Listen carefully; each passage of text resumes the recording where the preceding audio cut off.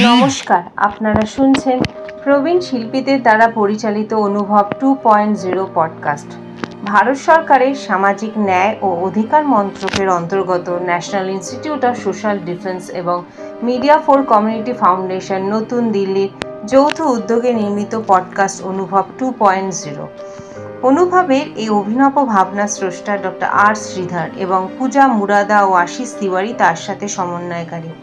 অনুভব 2.0 এই পর্বটি আপনাদের জন্য নিবেদন করছেন Calcutta metropolitan institute of gerontology. আজকে আমাদের সাথে উপস্থিত আছেন ডক্টর ইন্দ্রাণী চক্রবর্তী।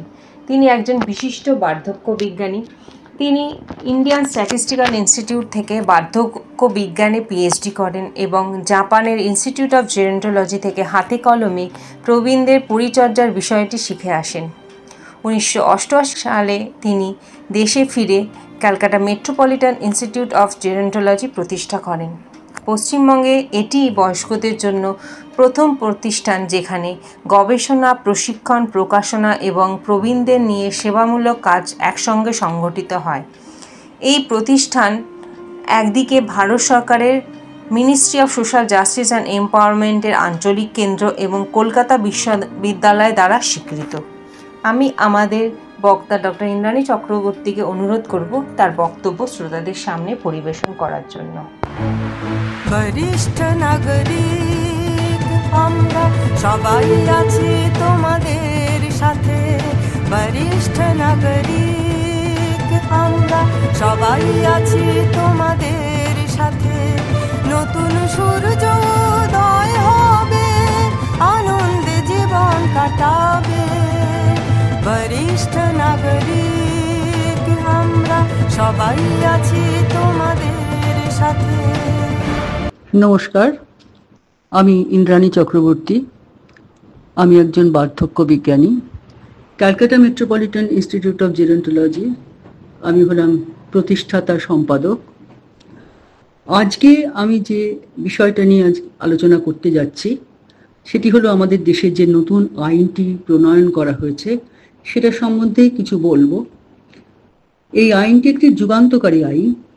আইনের নামটি হলো the maintenance and welfare of parents and senior citizens act 2007। এই আইনের চুক্তি অনুযায়ী ভারতীয় নাগরিকদের ক্ষেত্রে, সমস্ত 60-এর ঊর্ধ্বে ভারতীয় নাগরিকদের ক্ষেত্রে এই আইনটা প্রযোজ্য। কিন্তু এই আইনের কিছু বিশেষ বৈশিষ্ট্য আছে। সেই বৈশিষ্ট্যগুলি আজকে আমি তুলে ধরার চেষ্টা করছি। যদিও আমাদের দেশে যারা 60-এর ওপরে আছেন আমরা সকলেই জানি যে ভারতবর্ষের নিয়ম অনুযায়ী 60-এর ওপরের বয়স্ক মানুষদেরকেই একমাত্র সিনিয়র সিটিজেন হিসেবে গণ্য করা হয়।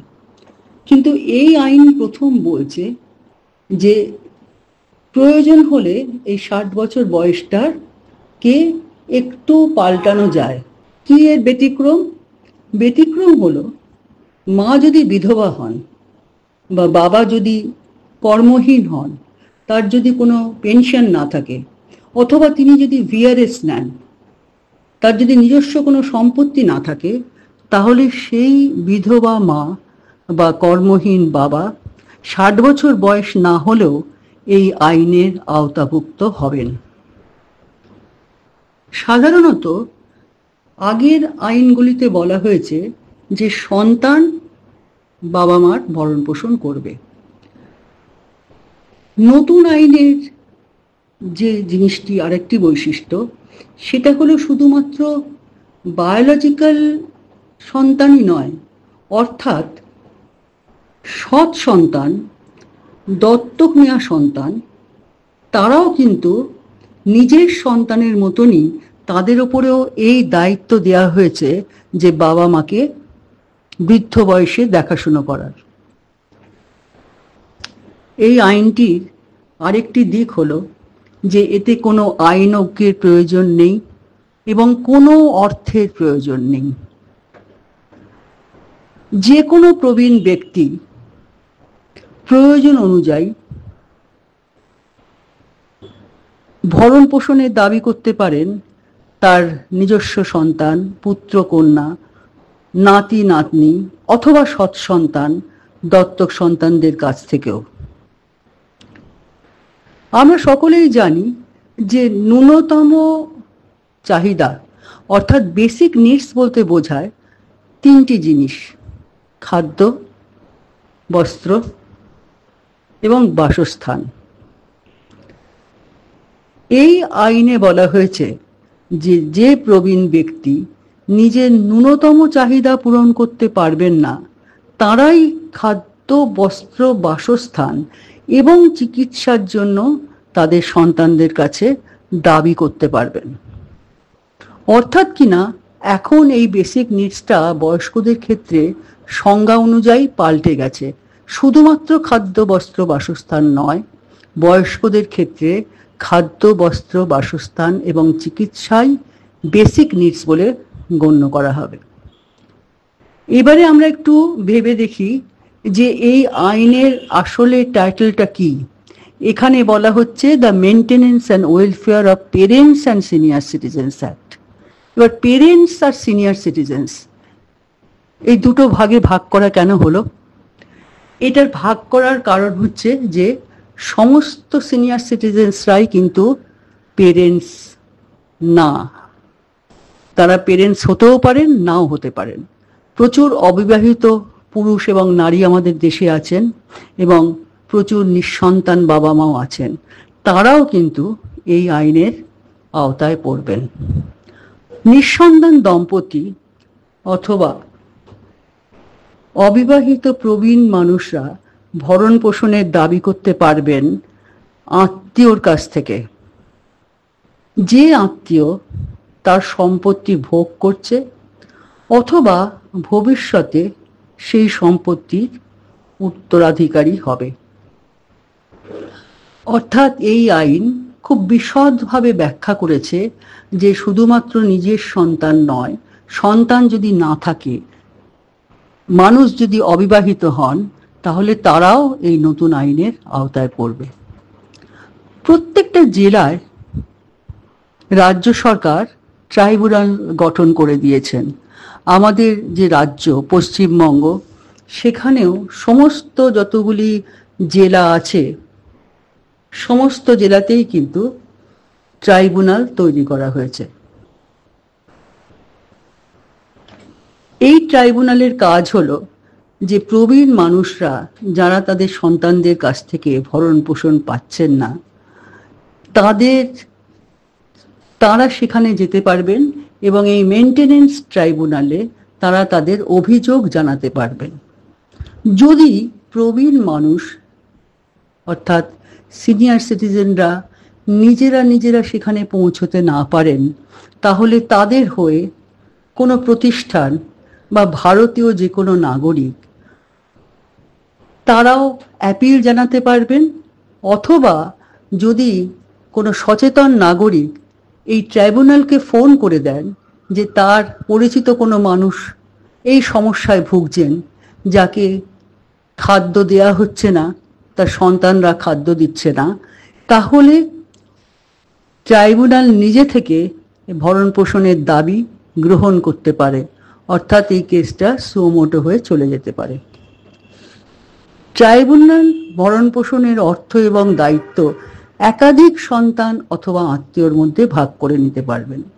আমি আগেই বলেছি যে আমাদের রাজ্যে প্রত্যেকটা জেলায় এক বা বেশি সংখ্যক জেলায় একটা বা দুটি মেনটেনেন্স ট্রাইব্যুনাল তৈরি করা হয়ে গেছে। আরেকটি খুব জরুরি বার্তা এই আইনের মধ্যে আছে যে যদি কোনো ব্যক্তি তার সম্পত্তি হস্তান্তর করেন উপহার হিসেবে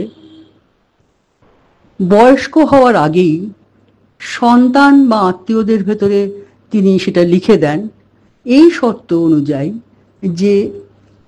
যে ব্যক্তি, তিনি সন্তান হোক বা নিকটাত্মীয় হোক, যার নামে তিনি তার সম্পত্তি লিখে দিলেন, তিনি সেই বয়স্ক মানুষকে দেখাশোনা করবেন যখন তিনি বয়স্ক হবেন। কিন্তু সম্পত্তি গ্রহণ করে সেই মানুষটি যদি শর্তটা পূরণ না করেন, তাহলে তার সম্পত্তি সেই বয়স্ক মানুষের কাছেই ফেরত যাবে এবং সেই দানপত্র, যে দানপত্রের মাধ্যমে যে যে মানুষটি তাকে ছেলে মেয়েদের বা আত্মীয় স্বজনকে তার সমস্ত সম্পত্তি উপহার হিসেবে দান করেছিলেন, সেই দানপত্রটি নাকচ হয়ে যাবে।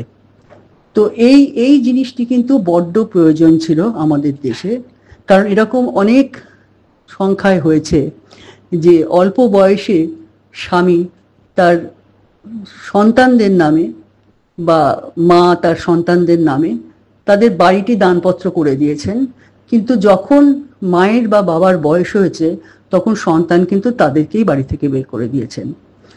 তখন আর তাদের কাছে যেহেতু দান করা হয়ে গেছে আর ফেরত পাবার কোনো আশা থাকতো না। অতএব এই যে ক্লজটা, এটা কিন্তু নতুন আশার সঞ্চার করেছে। প্রত্যেকটি ভরণ পোষণের দরখাস্ত জমা পড়ার দিন থেকে 90 দিনের মধ্যে তার মীমাংসা হবে। আগে আগে যেটা হতো যে প্রচুর বয়স্ক মানুষ কিন্তু অপেক্ষা করতেন একটা বিচার পাবার আশায়। তাদের সন্তানরা ভালো কাজ করে, কিন্তু বাবা মা দূর থেকে দূরে ঘুরে বেড়াচ্ছেন একটু খাবার, একটু চিকিৎসা, একটু বাসস্থান, একটু আশ্রয়ের জন্য। কিন্তু জীবিত অবস্থায় সেটা হতো না, কারণ সমস্ত বিচার পদ্ধতিটাই ছিল এত বেশি সময় সাপেক্ষ। এই নতুন আইন কিন্তু যে দিন আপনারা দরখাস্ত করবেন, যেদিন একজন সিনিয়র সিটিজেন দরখাস্ত করবেন বা তার হয়ে যে কোনো ভারতীয় নাগরিক করবেন, তার 90 দিনের মধ্যে তার ভার্ডিক্ট এসে পৌঁছে যাবে। অর্থাৎ যে কোনো সমস্যায় একটা সময় সীমা বেঁধে দেওয়া হয়ে গেছে। আচ্ছা, এরপরে যেটা আমি বলতে চাইছি যে প্রত্যেকটি ট্রাইব্যুনালে একজন করে মেনটেনেন্স অফিসার থাকবেন, যাদের পদমর্যাদা এসডিওর মতন অথবা এসডিওর সমান হবেন। আর এই যে মেনটেনেন্স ট্রাইব্যুনাল, এটাকে কিন্তু সিভিল কোর্টের মতো পাওয়ার দেওয়া হয়েছে। প্রয়োজন হলে এই সিভিল কোর্ট অথবা মেনটেনেন্স ট্রাইব্যুনালের যিনি হেড, যার পদমর্যাদা এসডিওর সমান, তিনি কিন্তু যে কোনো মানুষকে বিচারের প্রয়োজনে ডেকে পাঠাতে পারবেন অথবা বিভিন্ন নথি পেশ করতে বলতে পারবেন। তার দাবি অগ্রাহ্য করবার ক্ষমতাও তাকে দেওয়া হয়েছে। সাক্ষ্য গ্রহণ করবার এবং আদেশ দেওয়ার ক্ষমতা কিন্তু মেনটেনেন্স ট্রাইব্যুনালের যিনি মেনটেনেন্স অফিসার তাকে দেওয়া হয়েছে। সরকার আরও একজন কনসিলিয়েশন অফিসার নিয়োগ করেছেন, যার কাজ হবে বা কাজ হচ্ছে প্রথমে বিবাদের মীমাংসা করা। সন্তান অথবা আত্মীয় যদি ট্রাইব্যুনালের আগে আদেশ অমান্য করেন, তাহলে তাদের জরিমানা অনাদায়ে জেল পর্যন্ত হতে পারে। এছাড়াও বলি, এটা হচ্ছে ভরণ পোষণের দিক। এছাড়া আমাদের সরকারি হাসপাতালগুলিতে প্রবীণদের চিকিৎসার জন্য বিশেষ ব্যবস্থা করা হয়েছে। এই আইনে হাসপাতালগুলিকে জেরিয়াট্রিক ওয়ার্ড খোলার নির্দেশ দেওয়া হয়েছে। প্রবীণদের জন্য কিছু শয্যা নির্দেশ করে রাখার কথা বলা হয়েছে। আলাদা লাইনের ব্যবস্থা করেছেন তারা। ক্রনিক অথবা টার্মিনাল অসুখে যারা ভুগছেন তাদের জন্য হাসপাতাল আলাদা ব্যবস্থা করছেন। প্রবীণরা যে বিশেষ রোগে ভোগেন, যেমন যেটাকে আমরা ক্রনিক ডিসঅর্ডার বলি, তা নিয়েও পরীক্ষা ও গবেষণায় উৎসাহ প্রদান করা হচ্ছে। আমরা সবসময়ই বলছি যে বয়স্ক মানুষদের জন্য নতুন আইন এসেছে, কিন্তু একটা কথা মনে রাখতে হবে যে এই আইনটা কিন্তু যারা একেবারেই মার্জিনালাইজড, অর্থাৎ দারিদ্র্য সীমার নিচে আছেন, তাদের ক্ষেত্রে অতটা প্রযোজ্য হবে না। কারণ একটু যদি আমরা ভেবে দেখি, তাহলে বয়স্ক মানুষরা যে পরিবারে দারিদ্র্যের মধ্যে রয়েছেন, সেখানে তার বাড়িতে হয়তো অনেক মেম্বার রয়েছেন, অনেক সদস্য রয়েছেন। তাদের ভেতরে যে ছেলেটি কাজ করছে, তার পক্ষে সবাইকে সমানভাবে ভরণ পোষণ দেওয়া সম্ভব হচ্ছে না।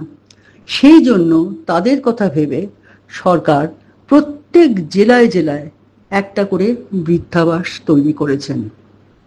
এই বৃদ্ধাবাসে খাদ্য, বস্ত্র, চিকিৎসা এবং মনোরঞ্জনের ব্যবস্থা আছে। সরকার স্বেচ্ছাসেবী সংস্থাগুলোর সাহায্যে এই ধরনের বৃদ্ধাবাস সমস্ত জেলায় জেলায় তৈরি করেছেন। এখানে শুধুমাত্র মহিলাদের বৃদ্ধাবাস হতে পারে, মহিলা পুরুষ একসঙ্গে হতে পারে এবং 25 জনের জন্য একটা বৃদ্ধাবাস তৈরি হতে পারে। সব থেকে বেশি সংখ্যক নম্বর হচ্ছে 150 জন।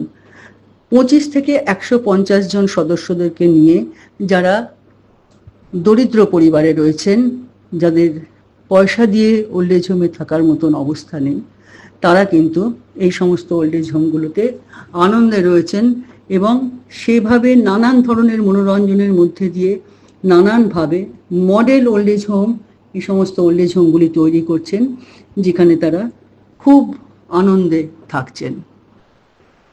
আমাদের প্রতিষ্ঠান Calcutta metropolitan institute of gerontology একটি ডে কেয়ার সেন্টার চালায় এবং সেখানে আমরা দেখেছি এই যে দরিদ্র মাসিমা মেসমশাইরা আসেন, তারা কিন্তু তাদের সব থেকে বড় সমস্যা হচ্ছে যে বেশিরভাগই তারা নিগ্রহের শিকার হন, অত্যাচারের শিকার হন, অপমানের শিকার হন, কারণ তাদের পরিবারে দারিদ্র্য রয়েছে। আমরা ওই জন্য সবসময় চেষ্টা করি যে পরিবারের দারিদ্র্য থেকে বাঁচার জন্য তাদের যা যা সাহায্য করা সম্ভব আমরা সেটি দিই এবং যখন দেখি যে কোনোভাবেই এই অসম্মানের হাত থেকে এই সমস্ত মাসিমা মেসমশাইদের বাঁচানো যাচ্ছে না, তখন এই ধরনের আমাদের সহকর্মীরা সারা পশ্চিমবঙ্গে যে সমস্ত বৃদ্ধাবাস চালাচ্ছেন, সেইখানে আমরা চেষ্টা করে তাদেরকে অনুরোধ করে সেই সমস্ত মাসিমা মেসমশাইদের পাঠিয়ে দেওয়ার ব্যবস্থা করি। এবং আমরা দেখেছি যে নিজের বাড়ির ওই খুব খারাপ যে তাদের জীবনযাত্রার মান, খুব খারাপ যে পরিবেশের ভেতরে তারা ছিলেন, সেখান থেকে এইসব বৃদ্ধাবাসে গিয়ে তারা যথেষ্ট ভালো আছেন, যথেষ্ট সুখে এবং আনন্দে তারা দিন কাটাচ্ছেন। অতএব এই আইনটি সর্বতোভাবে মানুষের প্রয়োজন অনেকাংশে পূরণ করছে। ধন্যবাদ। আবার স্বাগত জানাই অনুভব 2.0-তে। প্রথমেই আমাদের বক্তা ডক্টর ইন্দ্রাণী চক্রবর্তীকে অসংখ্য ধন্যবাদ জানাই বয়স্কদের জন্য এই যুগান্তকারী আইনটি সম্বন্ধে আমাদের শ্রোতা বন্ধুদের অবগত করার জন্য। এই পর্বটি রেকর্ড ও সংরক্ষণ করা হয়েছে সিএমআইজি স্টুডিওতে। এই প্রতিষ্ঠানটি গত 3 দশক ধরে প্রবীণ নাগরিকদের সেবার উদ্দেশ্যে কাজ করে আসছে। আমি আন্তরিকভাবে ধন্যবাদ জানাই সিএমআইজি কর্ণধার ডক্টর ইন্দ্রাণী চক্রবর্তী এবং আমার সহকর্মী ঈপ্সিত চক্রবর্তী ও পারমিতা দাসকে। আমি তানিয়া দত্ত, এই পর্বের সঞ্চালক। অসংখ্য ধন্যবাদ জানাই শ্রোতাদের শেষ অবধি আমাদের সাথে থাকার জন্য। আশা করি আপনারা এই অনুষ্ঠানটি উপভোগ করেছেন। ভালো থাকবেন এবং পরবর্তী পর্বের জন্য অপেক্ষা করুন।